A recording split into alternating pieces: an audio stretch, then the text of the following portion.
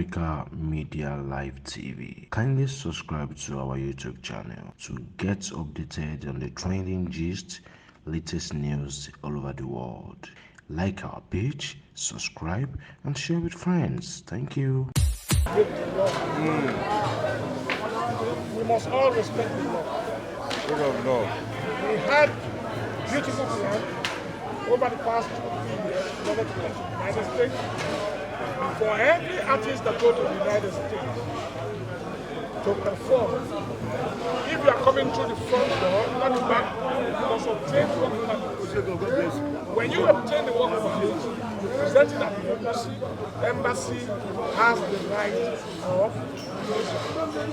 I am not the one that has that. But I must tell you something. Confess something. I have a dual nationality. I'm a proud Nigerian, so also I'm a proud Canadian. I do not require visa to go to the United States, but my band requires visa. I have a dual passport. The point is, embassy will tell you passport. They give us condition of the time, availability of time to present the voice and the embassy. There must be interview. You can't skip all this. We hold our fans. We hold them in high esteem. We are proud of them because they've been with us for years. Mike did not defraud anybody. Neither was he. We can't bypass American embassy to say you want to come to the United States. And I'm not going to do backdoor. We are coming to the United States. Visa has been issued in 2 parts. As I'm speaking, we have visa in 1 part to some. Some still need to represent their application. The work permit valid for more than a year. We have like 18 months work permit.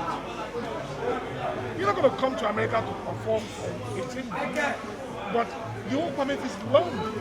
And when they issue the visa, they issue to the duration. So that means anytime within that period, we can go to US, do the show, and we are back here. We are going to the United States.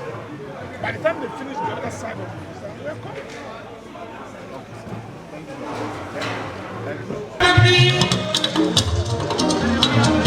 Okay, now God,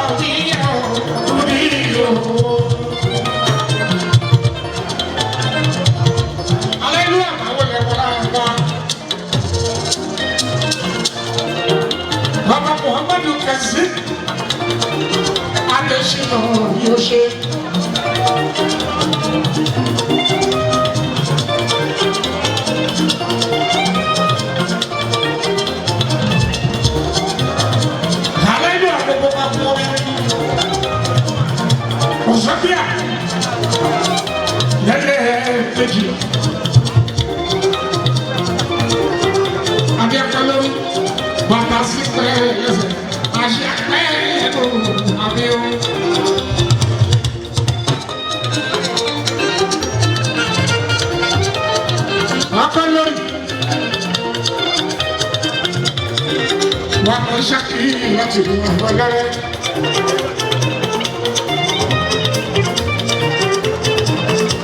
Ọkọ̀ Fọláṣadé yóò lóyún àyàmáyé túnde. Ọ̀la bàbá ṣùkúrà, bàbá bàbá túnde, bàbá ẹni ọ̀la. Ọ̀la ìgbà, èèyàn kò lọ kí n ti sí ìlú.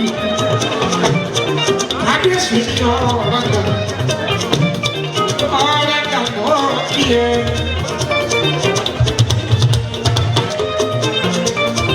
Òṣèlú campus. Chairman, East local government. Aṣẹ́dáwọ̀ ẹ̀rọ àgbòkòkò. Ọmọ ní fún kábíyèsí ẹ̀rọ èkúṣì ìjọba tó mọ́ra.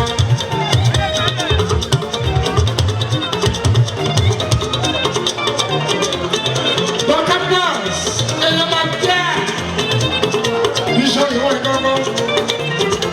Ó bá ní ìyẹ̀ ọ̀gá ní. Alena, fazem moda. Abaixa aqui na hora. Agora tem já aqui na hora. Abaixa por lá.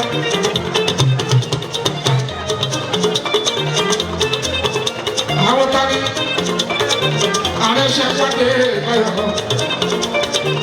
O homem que sabe. Gbogbo ma kó mi aláṣẹ pátápátá fúnṣẹ́ ní ọ̀yẹ́ ọ̀pẹ ìdìrẹ́ ní dàbí bẹ́ẹ̀ lẹ́nu.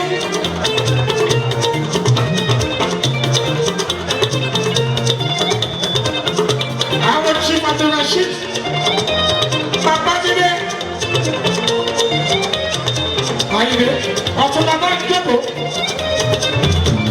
ọ̀tún bàbá jókòó gbogbo bá kú ní ọ.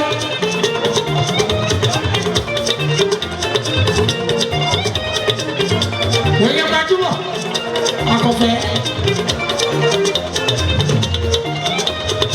èyí àti ìdírísù ẹnu ọ akíndúgbò aláìlúwà.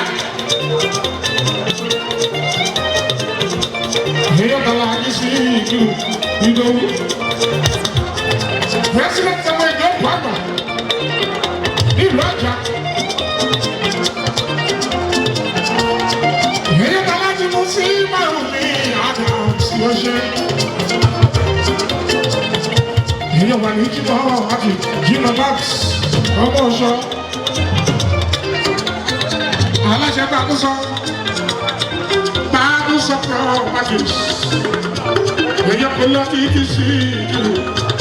Africa Media Live TV. Kindly subscribe to our YouTube channel to get updated on the trending gist, latest news all over the world. Like our page, subscribe, and share with friends. Thank you.